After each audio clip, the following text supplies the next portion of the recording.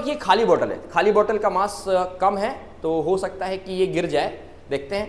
ठीक है, तो ये बोतल मैंने रखी, क्लियर, और इसको मैंने इंस्टेंटेनियस फोर्स लगाया, ओ भाई भाई भाई भाई, अरे भाई भाई भाई भाई क्या हो रहा है, और ये रेस्ट में आ गई, क्लियर। तो मैंने फोर्स लगाया पेपर में, ठीक है, तो पेपर मेरा मोशन पे आया, जबकि जो बोतल है वो ऑब्वियसली पहले की जैसे ही रेस्ट में रही।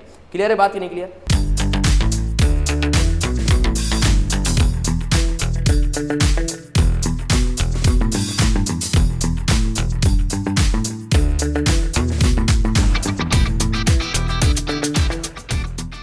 हेलो स्टूडेंट्स, कैसे हैं आप सभी? मैं हूं आपका friend and physics mentor Krishna Tiwari और आपका स्वागत है एक बार फिर आपके अपने चैनल पढ़ते रहो पर। स्टूडेंट, आज का जो सेशन होने वाला है वो क्लास 9th के लिए इंपॉर्टेंट सेशन है और आज के सेशन में हम लोग डिस्कशन करने जा रहे हैं अपना force and laws of motion का सेकेंड लेक्चर। हमने प्रीवियस लेक्चर में डिस्कशन किया था फोर्स क्या है, राइट, बैलेंस और अनबैलेंस फोर्स क्या है, रिजल्टेंट फोर्स क्या है, राइट। अगर आप में से किसी भी स्टूडेंट ने अभी तक वो इंट्रोडक्टरी वीडियो नहीं देखा है तो जाकर के देख लीजिए, मे बी उसमें थोड़ा सा आपको वाइज प्रॉब्लम होगी, बट आज वाले वीडियो में कोई भी प्रॉब्लम नहीं होने वाली। लास्ट तक बने रहिएगा, लास्ट में हम लोग इसके कुछ एक्सपेरिमेंट भी परफॉर्म करने की कोशिश करेंगे जहां तक हमारे पास रिसोर्सेज हैं। ठीक है, चलिए शुरू करते हैं। देखिए, टॉपिक है force and laws of motion.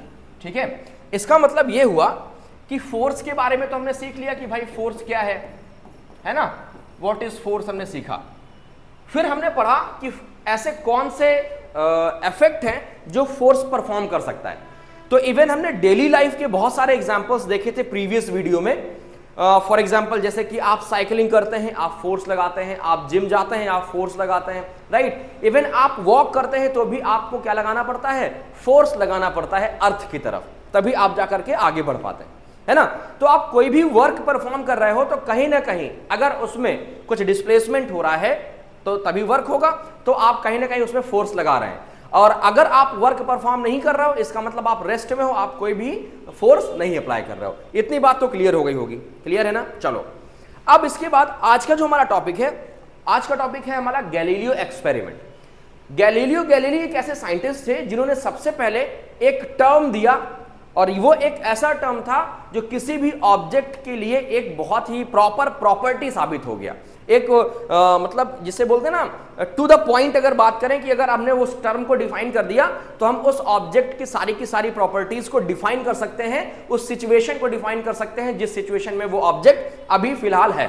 For example, अभी मेरी जो सिचुएशन है मैं उसको उस टर्म से डिफाइन कर सकता हूं। आपकी जो सिचुएशन है, आप घर बैठे हैं, मैं आपको देख नहीं पा रहा हूं लेकिन फिर भी मैं आपकी पोजीशन को डिफाइन कर सकता हूं। ओके, तो आइए पहले तो एक्सपेरिमेंट देखेंगे फिर कंक्लूजन देखेंगे, राइट। क्या था एक्सपेरिमेंट? उन्होंने क्या किया,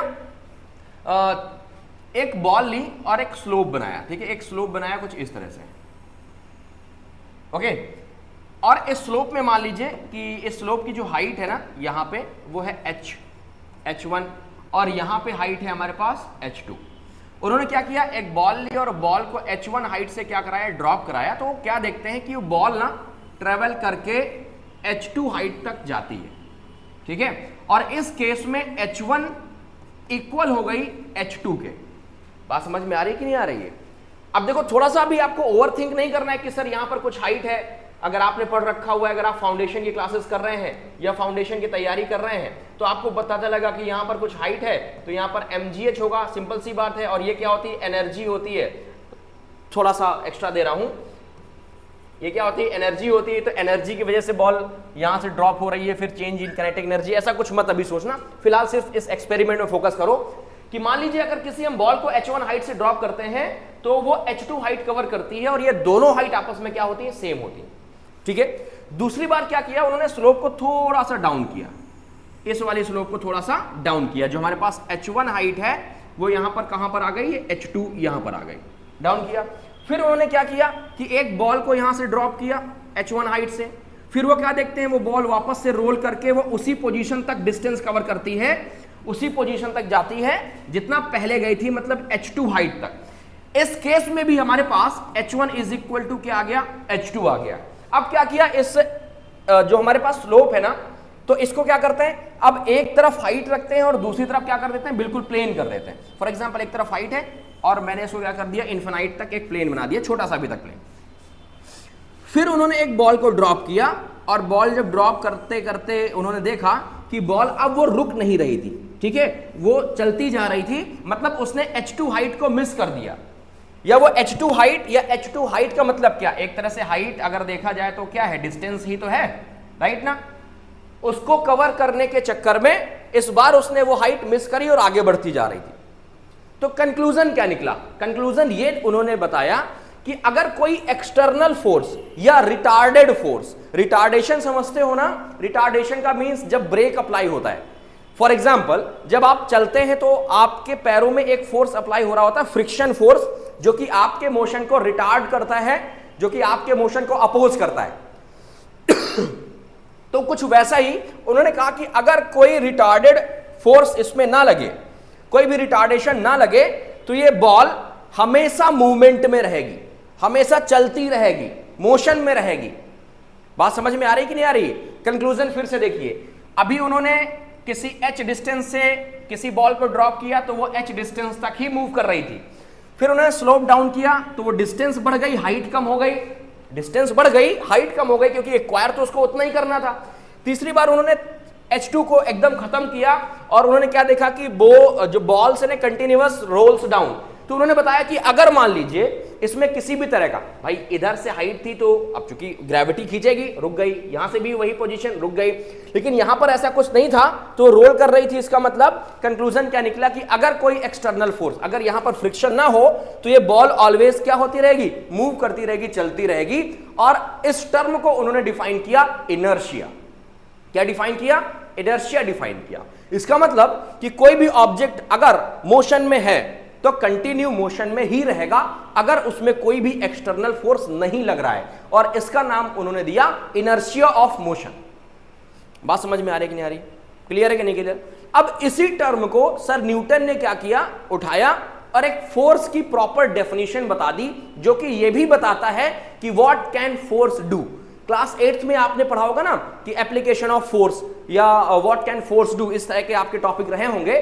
तो इस डेफिनेशन से फोर्स को भी हम लोग क्लियर करेंगे, और साथ साथ दूसरा जो पार्ट है इस डेफिनेशन का वो इनर्शिया को एक्सप्लेन करेगा। इसमें दो पार्ट है, ठीक है। अब जरा बात करते हैं कि क्या है फर्स्ट लॉ ऑफ मोशन।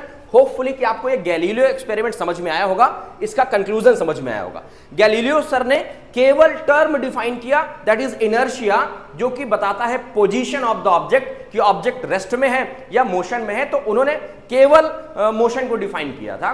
फिर सर न्यूटन ने क्या किया, उसको मॉडिफाई किया, और देखो क्या बताया उन्होंने। चलो देखते हैं भाई। सॉरी, देखो अब हम लोग पढ़ने जा रहे हैं first law of motion. First law of motion, ठीक है। देखो जरा फर्स्ट लॉ ऑफ मोशन क्या है। पहले तो मैं आपको बताता हूं कि जो आपकी किताब में लिखा हुआ है, बुक में क्या लिखा हुआ है, ठीक है। बुक में लिखा हुआ है कि अगर कोई भी ऑब्जेक्ट है, मान लो हमारे पास कोई एक ये कार है, ये कौन सी कार है भाई, ये कार है, मान लो ये कार है, क्या है, ये कार है, और अभी वो कौन से पोजीशन पे है, रेस्ट वाली पोजीशन पे। कौन सी पोजीशन पे है? रेस्ट वाली पोजीशन पे है, ओके। और एक कार है जो कि मोशन में है, एक कार है, ये कार बना रहा हूं मैं, देखो थोड़ा ध्यान देना, कार जैसा, अब ये कार जैसी लग रही है कुछ, ठीक है। और ये जो एक कार है वो किस में है, ये मोशन में है, ये रेस्ट में है, और ये किस में है, मोशन में है, ठीक है। अब मैं आपसे सिचुएशन पूछूंगा, ये केस मैंने बना दिया केस 1 और ये बन गया केस 2। अब ये सिचुएशन बेस्ड क्वेश्चन मैं आपसे करने वाला हूं, जरा पेशेंस के साथ फोकस होकर आंसर करिएगा, सोचिएगा अपने माइंड में, क्योंकि जितना आप सोचेंगे ना, ये साइंस है, ये शॉर्ट्स से नहीं चलेगी, इसको आपको सोचना पड़ेगा, ओके। आप अपने सराउंडिंग्स में चीजों को एनालाइज करेंगे। फॉर एग्जांपल आप घर से स्कूल जा रहे हैं तो आप स्कूल बस को एनालाइज करिए। आप बस में बैठे हैं और बगल में अगर कोई व्यक्ति खड़ा है तो उसको एनालाइज करिए कि वो मोशन में लग रहा है कि रेस्ट में लग रहा है। क्या हम ये लॉज ऑफ जो हम पढ़ने जा रहे हैं मोशन, वो क्या एप्लीकेबल है हमारी डेली लाइफ में कि नहीं। अगर आपने ऐसा कर लिया तो दोस्तों ये एकदम चुटकियों में समझ में आएगा, बिल्कुल भी टफ नहीं है। बात समझ में आएगी नहीं आया? जैसे ही हम लोग फर्स्ट लॉ क्लियर करेंगे ना, फिर हम इनर्शिया को थोड़ा सा डीपली पढ़ेंगे। बहुत सारे ऐसे फैक्टर हैं जो इनर्शिया को डिपेंड करते हैं, और बहुत सारे ऐसे क्वेश्चन भी हैं जो इनर्शिया से आते हैं आपके एग्जाम में, राइट ना। तो आपको बताना होता है कि इसमें इनर्शिया ऑफ मोशन है कि इनर्शिया ऑफ रेस्ट है, ये किसका एग्जांपल है, राइट। तो अभी डिस्कस करेंगे फर्दर, थोड़ा पेशेंस के साथ वीडियो के लास्ट तक बने रहिएगा। और अगर अभी तक आपने हमें सपोर्ट नहीं किया है हमारी 1000 जर्नी में तो प्लीज उसको करिए, ठीक है, ताकि हमारी जो जर्नी है वो एक फर्दर वे में आगे बढ़ती रहे। चलिए, तो पहला सिचुएशन है कि एक कार रेस्ट में है, दूसरी सिचुएशन है एक कार मोशन में है। अब अपने आप को शेरलॉक होम्स समझो, अपने आप को एकदम वो समझो सीआईडी ऑफिसर। अब आपको ये केस स्टडी करना है, इसके बाद आपको रिजल्ट बताना है। चलो, तो कार अगर रेस्ट में है, अगर मैं दूर खड़ा हूं इस कार में, ठीक है, यहां पर देखो दूर में खड़ा हूं, जस्ट अ मिनट, मान लो ये कार है, ये मैंने इसको थोड़ा सा अलग कर लिया। अब ये कार है और मैं दूर खड़ा हूं, तो क्या ये कार अपने मन से मोशन में आ जाएगी क्या? बताओ। ओके, अब केस नंबर 2 समझो। कह रहा है एक कार है हमारे पास ये, अब बताओ अगर ये कार है और अगर मैं इसमें बैठा हूं, कार ऑटोमेटिकली चल रही है, टेस्ला वाली है ना, तो ये बताओ क्या ये अगर मैं इसमें चुपचाप बैठा रहूंगा तो क्या ये ऑटोमेटिक रेस्ट में आ जाएगी क्या? टेस्ला के ब्रेक खराब है एक्चुअली, तो बताओ, तो क्या अगर मैं कोई एफर्ट नहीं लगाऊंगा तो क्या ये रुक जाएगी क्या? अब ये 2 केस हैं आपके पास, ठीक है, ये कार है, ये कार हमारी चल रही है, ठीक है, ये कार देखो क्या कार क्या रही है, यहां से मूव करते करते यहां पहुंच गई, ठीक है, यहां पहुंच गई, क्लियर, ठीक है ना।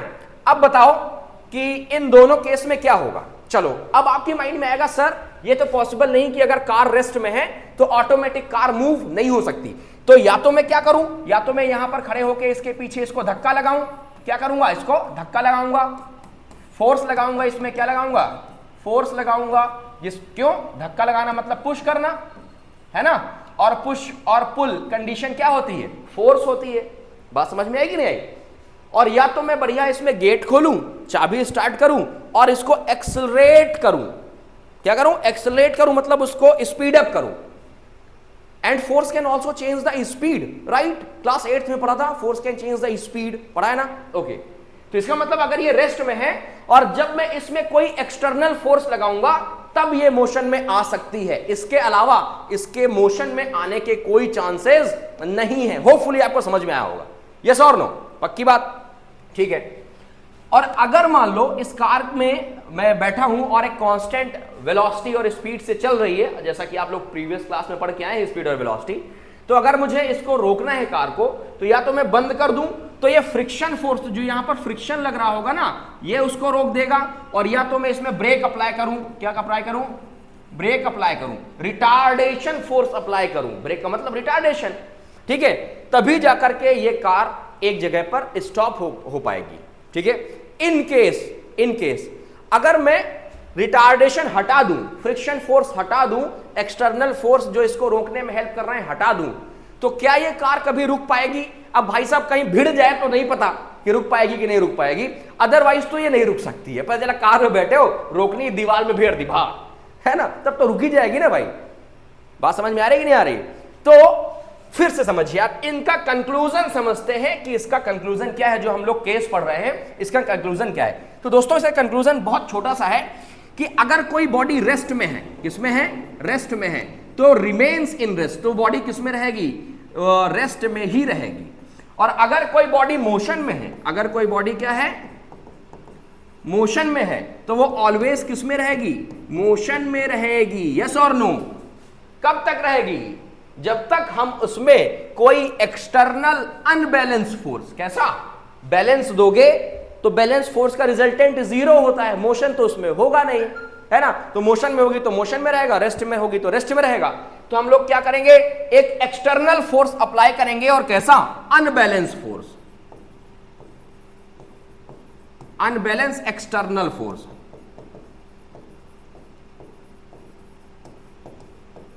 थोड़ा बात दिमाग थोड़ी लगाने वाली बात है, ठीक है। रेस्ट में है तो वो कंटिन्यूअस किस में रहेगी, रेस्ट में रहेगी। अगर मोशन में है तो कंटिन्यूअस किस में रहेगी, मोशन में रहेगी, जब तक हमने उसमें कोई भी अनबैलेंस एक्सटर्नल फोर्स अप्लाई ना किया हो। अब बड़ा लॉजिक सा एक क्वेश्चन बताना, साइकिल तुम्हारे घर में खड़ी है कि नहीं, बताओ, बोलो यस सर खड़ी है, तो क्या वो तुम घर में बैठे हो अपने मन से चलना शुरू कर देगी क्या? जब तक तुम अपने पैर से उसके पैडल को नहीं दबाओगे, फोर्स नहीं अप्लाई करोगे, तो अपने मन से कैसे चलेगी? बात समझ में आ रही कि नहीं आ रही? तुम्हारे स्कूल बस का ड्राइवर अगर एक्सेलरेट नहीं करेगा तो क्या तुम स्कूल पहुंच पाओगे? नहीं पहुंच पाओगे, जहां बैठे हो वहीं बैठे रहोगे। सर यही तो मैं चाहता हूं कि स्कूल ना जाना पड़े वो खैर अलग की बात हो गई। ठीक है, तो क्या हमने पढ़ा? हमने पढ़ा कि न्यूटन सर का फर्स्ट लॉ हमें क्या बताता है? बताता है if any body in the rest it remains in rest, if the body is in motion it remains in motion until any unbalanced external force is not applied। ठीक है, मेरे साथ रिपीट करो और चाहो तो पेन कॉपी निकाल लो और फटाफट नोट कर डालो अपनी ओन लैंग्वेज में। किताब की लैंग्वेज छापोगे मजा थोड़ी कम आएगी, अपनी लैंग्वेज में अपनी फीलिंग्स के साथ उसको नोट करोगे ज्यादा मजा आएगी विद एग्जांपल। क्लियर है बात कि नहीं क्लियर है? 100% क्लियर है। अच्छा अच्छा, अब एक काम करते हैं, थोड़ा सा और आगे बढ़ते हैं, थोड़ा सा इसको और एलिबरेट रहते हैं और थोड़ा बढ़ाते हैं। एक बात समझ लो, जो फर्स्ट लॉ ऑफ मोशन है ना, जो फर्स्ट लॉ ऑफ क्या है? मोशन। सुन लो क्या बताता है। पहली चीज तो ये इनर्शिया को डिटरमाइन करता है। किसको? इनर्शिया को। और दूसरी चीज क्या डिटरमाइन करता है? फोर्स को। पहली चीज इनर्शिया बताता है और दूसरी चीज फोर्स को बताता है। मतलब इस लॉ के कितने पार्ट हैं? 2 पार्ट है। पहला पार्ट इनर्शिया बताता है, दूसरा पार्ट क्या डिफाइन करता है? फोर्स को डिफाइन करता है। तो अब अगर आपसे कोई पूछे कि what is the definition of force, तो आप क्या बताओगे? आप बताओगे कि ये समझ लीजिएगा कि फर्स्ट लॉ ऑफ मोशन आप बता देंगे तो फोर्स की डेफिनेशन हो जाएगी। मतलब अगर कोई बॉडी रेस्ट में है तो रेस्ट में रहेगी, और अगर कोई बॉडी मोशन में है तो मोशन में रहेगी। और अगर कोई इसमें एक्सटर्नल क्या लगाया जाए? फोर्स ना लगाया जाए, पुश और पुल लगाया जाए। अब इनर्शिया को कैसे डिफाइन करता है जरा ये समझिए। अभी फोर्स को हम लोग क्या पढ़ने वाले हैं? Second law. अभी जब हम आगे पढ़ेंगे ना, कौन सा? Second law of motion. Second law of motion. तो जब सेकेंड लॉ ऑफ मोशन पढ़ेंगे तब हम और अच्छे से इसको वेरीफाई कर पाएंगे और एक्सपेरिमेंटली इसको समझ पाएंगे, प्रैक्टिकली समझ पाएंगे। थ्योरी तो समझेंगे, न्यूमेरिकली भी इसको समझ पाएंगे कि व्हाट इज फोर्स। ठीक है, अभी के लिए इतना ही। अब main focus first law of motion का जो मेन फोकस था वो किसमें था? इनर्शिया में था। किसमें था बच्चा पार्टी? इनर्शिया में था। ठीक है तो इनर्शिया को अगर डिफाइन करने के लिए कहा जाए कि डिफाइन इनर्शिया, ठीक है, तो गैलीलियो सर ने क्या बताया था जरा बताओ? गैलीलियो सर ने बताया था कि अगर कोई ऑब्जेक्ट मोशन में है, कोई बॉल है ना, वो बॉल थी रोल कर रही थी तो रोल डाउन, अगर उसमें फ्रिक्शन फोर्स हटा दिया जाए, कोई भी एक्सटर्नल रिटार्डेड फोर्स हटा दिया जाए, तो वो जो बॉल है वो कभी रुकेगी नहीं। कंक्लूजन क्या निकला कि अगर बॉल मोशन में है तो मोशन में ही रहेगी। तो बॉल की जगह कोई भी ऑब्जेक्ट है अगर मोशन में है तो मोशन में रहेगी, and that is called inertia of motion, right? तो इनर्शिया एक ऐसी टेंडेंसी है, एक ऐसी प्रॉपर्टी है ऑब्जेक्ट की जो ये बताए कि वो ऑब्जेक्ट रेस्ट में है या फिर मोशन में है। ठीक है, just a minute. Hello hello, yes ma'am, actually I am call, I am in class, we are live। Okay, तो या तो फिर क्या बताए? रेस्ट में बताए या तो मोशन में बताए। फिर समझ लीजिए, इनर्शिया जो टर्म है वो टर्म क्या करता है? वो डिफाइन करता है किसी ऑब्जेक्ट को कि वो ऑब्जेक्ट कौन सी पोजीशन में है। सपोज अगर मैं मूव नहीं कर रहा हूं किसी एक पोजीशन से दूसरी पोजीशन में, तो इसका मतलब मेरा जो इनर्शिया है वो कैसा है? रेस्ट वाला इनर्शिया है। और अगर मैं एक पोजीशन से दूसरी पोजीशन मूव कर रहा हूं तो मेरा जो इनर्शिया है वो कैसा इनर्शिया है? वो मोशन है। बात समझ में आ रही कि नहीं आ रही? अगर तुम साइकिल से मूव कर रहे हो ना भाई, तो वो समझ कि तुम्हारा जो इनर्शिया है वो इनर्शिया ऑफ मोशन है, और अगर रेस्ट में हो बैठे हो तो इनर्शिया ऑफ क्या है? रेस्ट है। तो बताओ ये जो टर्म है ये डिटरमाइन कर रहा है कि नहीं कर रहा किसी भी ऑब्जेक्ट की प्रॉपर्टी को, कि ऑब्जेक्ट अब किस स्टेट में है। बात समझ में है कि नहीं आई? स्टेट ऑफ मोशन में है या स्टेट ऑफ रेस्ट में है? क्लियर हुआ कि नहीं क्लियर हुआ? So inertia is a tendency of the object which define the position of the object, कि ऑब्जेक्ट किस पोजीशन में। क्लियर है कि नहीं clear? So first law of motion define inertia. क्या डिफाइन करता है? इनर्शिया डिफाइन करता है। क्लियर है बात? बहुत बढ़िया बात है।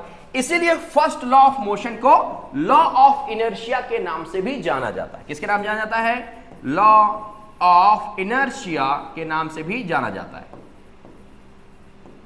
सही कर लेना इसको, लॉ ऑफ इनर्शिया के नाम से भी जाना जाता है। होपफुली आपको समझ में आया होगा। अब चलो फिर से थोड़ा सा रिकैप करेंगे कि आज हमने क्या पढ़ा। हमने पढ़ा सबसे पहले गैलीलियो एक्सपेरिमेंट, ठीक है, तो गैलीलियो ने कंक्लूड किया इनर्शिया टर्म को। इसके बाद हमने पढ़ा फर्स्ट लॉ ऑफ मोशन कि अगर कोई ऑब्जेक्ट रेस्ट में है तो रेस्ट में रहेगा, कोई ऑब्जेक्ट मोशन में है तो मोशन में रहेगा, until any unbalance external force is not applied, right. तो आओ इसको करके देखते हैं, एक पेपर की हेल्प से करेंगे क्योंकि हमारे पास कोई एक पतला सा चिकना सा कपड़ा नहीं है, और अगर रफ लेंगे तो फिर पोपट हो जाएगा चलती हुई क्लास में, ठीक है। तो आइए शुरू करते हैं कि हम लोग क्या करेंगे। एक बॉटल लेंगे और बॉटल के नीचे पेपर रखेंगे और इंस्टेंटली हम लोग पेपर को मोशन में लाएंगे, तो देखते हैं कि क्या वो बॉटल रेस्ट में रहती है कि नहीं रहती है। अगर पेपर मोशन में आ गया और बॉटल रेस्ट में है तो इसका मतलब ये जो हमारा लॉ ऑफ इनर्शिया है वो करेक्ट है, ठीक है ना। और अगर पेपर के साथ साथ बॉटल भी आ गई तो फिर हम ये देखेंगे कि हम कर नहीं पा रहे हैं, लॉ ऑफ इनर्शिया तब भी करेक्ट रहेगा, ठीक है। चलिए आइए शुरू करते हैं। तो देखो यार, जुगाड़ करके कहीं से मैं ये एक बॉटल लाया हूं क्योंकि बाकी की बॉटल्स तो बच्चों ने तोड़ दी हैं यहाँ पे, ठीक है। और इसके बाद फिर एक दिन रमन सर ने मेरे लिए कोल्ड ड्रिंक मंगाई थी और ये मैंने आज खुद के लिए मंगाई थी, ठीक है। तो ज़्यादा स्टैंडर्ड बॉटल नहीं है, तो ये बॉटल मैं कहीं अभी कचरे से उठा के लाया, ये अपने पास पड़ी थी। तो ये खाली बॉटल है, ये भरी बॉटल है। एक बार देखते हैं भरी बॉटल से कहीं पेज तो नहीं फट जाएगा। तो ये लेटर पैड है, देख लीजिए, ऐसा ना हो कि सर फिर बाद में मुझे सुनाए अच्छा बेटा लेटर पैड खराब कर रहा है ये वो। चलो, तो अपन ने सीखा कि अगर कोई ऑब्जेक्ट रेस्ट में है तो ऑब्जेक्ट ऑलवेज रेस्ट में रहेगा जब तक कोई उसमें एक्सटर्नल फोर्स ना लगाया जाए, है ना। तो देखो भाई, ये बॉटल है, इसमें पानी भरा हुआ है और हालांकि इसकी डिज़ाइन भी थोड़ी खतरनाक टाइप की है भाई। 4-5 ऐसे वो कौन होता है, क्या होता है यार वो जिसके 5-6 ऐसे हाथ होते हैं, जो भी होता हो वैसा कुछ है इसकी डिज़ाइन, तो ऑक्टोपस या तो देखते हैं कि क्या ये बॉटल रेस्ट में ही रहेगी, अदरवाइज ये मोशन में आ जाएगी। पता चला इसके चक्कर में ये ना मोशन में आ जाए, हल्की है, ठीक है। चलो भाई, तो 1 2 3 देखो हो गया कि नहीं हो गया। हमने क्या किया, फोर्स लगाया इंस्टेंटेनियस किसमें, इस पेपर में। तो ये पेपर किसमें आ गया, मोशन पे आ गया। पहले तो ये पेपर भी रेस्ट में था, राइट, ये बॉटल भी रेस्ट में थी। अब हमने फोर्स लगाया तो पेपर मोशन में आ गया, बट बॉटल में तो फोर्स लगाया नहीं, तो बॉटल जैसी की तैसी वहीं पर रखी रही। तो ये वेरीफाई करता है कि अगर कोई ऑब्जेक्ट रेस्ट में है तो रेस्ट में रहेगा, और अगर कोई ऑब्जेक्ट मोशन में है तो मोशन में रहेगा। आओ जरा छोटंकी के साथ कर लेते हैं एक बार। छोटंकी हो सकता है इसका मास कम है, गिर जाए, लेट मी ट्राई, लेकिन ऐसा नहीं हुआ। देखो परफेक्ट है ना। अच्छा, क्या इसके साथ ऊपर भी रख के कर सकते हैं क्या, ये तो रुकेगी ही नहीं शायद, आई डोंट नो। चलो, ये खाली बॉटल है, खाली बॉटल का मास कम है तो हो सकता है कि ये गिर जाए, देखते हैं, ठीक है। तो ये बॉटल मैंने रखी, क्लियर, और इसको मैंने इंस्टेंटेनियस फोर्स लगाया। ओ भाई भाई भाई भाई, अरे भाई भाई भाई भाई क्या हो रहा है, और ये रेस्ट में आ गई, क्लियर। तो मैंने फोर्स लगाया पेपर में, ठीक है, तो पेपर मेरा मोशन पे आया, जबकि जो बॉटल है वो ऑब्वियसली पहले की जैसे ही रेस्ट में रही। क्लियर है बात कि नहीं क्लियर। चलो इसको रख के देखते हैं भाई, क्योंकि ये हल्की बॉटल है, इसके ऊपर शायद रख जाइए, अभी देखते हैं क्या होता है, ठीक है। अभी आएगा ना मजा वीडियो। और यस, तो तालियां बजाओ, देखो कमाल हो गया ना। कोई भी ऑब्जेक्ट रेस्ट में है तो रेस्ट में रहेगा, और अगर वो ऑब्जेक्ट मोशन में है तो मोशन में रहेगा जब तक कोई उसमें एक्सटर्नल फोर्स ना लगा। So it has been successfully verified. तो आज की क्लास के हम लोग इतना ही रखते हैं। अगली क्लास में हम लोग पढ़ेंगे Newton's second law of motion and बहुत सारे ऐसे फिनोमेना जो डेली लाइफ में हम लोग अपने सराउंडिंग्स में देखते हैं, और साथ ही साथ डिस्कशन करेंगे इनर्शिया का, राइट। चलिए, तो आज के लिए इतना ही। हंसते मुस्कुराते खिलखिलाते रहिए। Bye bye, tata and take care. अगर आपको नोट्स की जरूरत है तो एक काम करिए, ये स्कैनर आपको दिखाई दे रहा होगा, इसको फटाफट स्कैन कर लीजिएगा। इससे क्या होगा कि आपको सारे नोट्स में बॉटल्स हटा देता हूँ जो हम लोग अभी कचरे से उठा के लाए थे। Okay, and here is scanner. अब आप चाहें तो इसको स्कैन कर सकते हैं, स्क्रीनशॉट लेकर के स्कैन कर सकते हैं, किसी दूसरे फ़ोन से कर सकते हैं इसको। तो आपको ना ये सारी जो मेरी डिज़ाइंस है ना, जो आर्ट है, वो आपको मिल जाएगी, जिससे आपको रिमेंबर करने में थोड़ी सी हेल्प मिलेगी, ठीक है। चलिए बाय बाय।